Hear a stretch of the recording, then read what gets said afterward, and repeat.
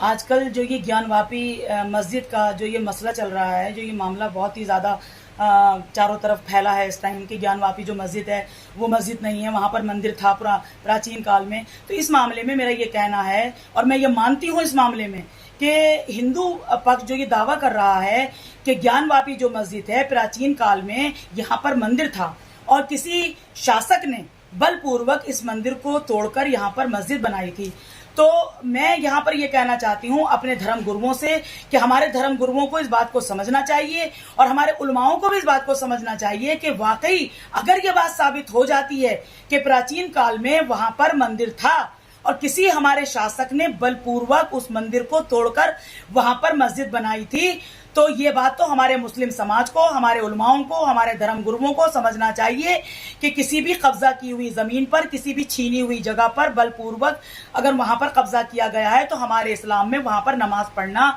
हराम है। इसीलिए अगर ये बात साबित होती है तो हमारा मुस्लिम समाज, हमारे धर्म गुरु, हमारे उलमा उस जमीन को हिंदू पक्ष को वापस कर दें। क्या गलत कहा मैंने? हाँ, मैंने कहा और मैं फिर यही बात कह रही हूँ कि अगर वहां पर मंदिर था, प्राचीन काल में अगर मंदिर था, अगर माननीय सुप्रीम कोर्ट के जरिए सच्चाई के साथ ये बात साबित होती है तो मैं बहुत ही दिल के साथ और सच्चाई के साथ और बड़े कॉन्फिडेंस के साथ ये बात कहती हूँ कि वो जमीन हिंदुओं को वापस कर देनी चाहिए। ये बात मैं बड़े दावे के साथ कहती हूँ, ये सही है और ये सच है, ये तो मेरा कहना है। और अगर ये बात साबित नहीं होती है, माननीय सुप्रीम कोर्ट के जरिए साबित होता है कि वहां मस्जिद था, तो हिंदुओं को बड़ा दिल दिखाना चाहिए और वहां मस्जिद हजारों साल से जहां मस्जिद है और नमाज पढ़ी जा रही है उसको मस्जिद रहने देना चाहिए। यानी मैं तो ये बड़ा दिल कर रही हूँ, जहां हजारों साल से नमाज पढ़ी जा रही है उसके बावजूद भी मेरा ये कहना है कि अगर वो चीज हमारी नहीं है, किसी दूसरे की है, तो दूसरे की चीज छीन करके वहां पर नमाज हमारे इस्लाम में खुद जायज नहीं है। बलपूर्वक तरीके से अगर किसी शासक ने वो छीना है मंदिर और वहां मस्जिद बनाई है तो इस्लाम में और कुरान में ये चीज़ जायज़ नहीं है। हमारा इस्लाम और हमारा कुरान इसकी इजाज़त नहीं देता। लेकिन मेरा मानना ये है, जो मेरी सोच है, मैं चाहती ये हूँ कि फिर से सन 92 नहीं दोहराया जाना चाहिए, फिर से बाबरी मस्जिद का इतिहास नहीं दोहराना चाहिए, लोगों का खून नहीं बहना चाहिए, नफरत का माहौल नहीं पैदा होना चाहिए। देश के हालात वैसे ही बहुत ज़्यादा ख़राब हैं। ये धार्मिक भावनाओं का मसला है, लोगों के धर्म से जुड़ा हुआ मसला है, इस पर राजनीति नहीं होनी चाहिए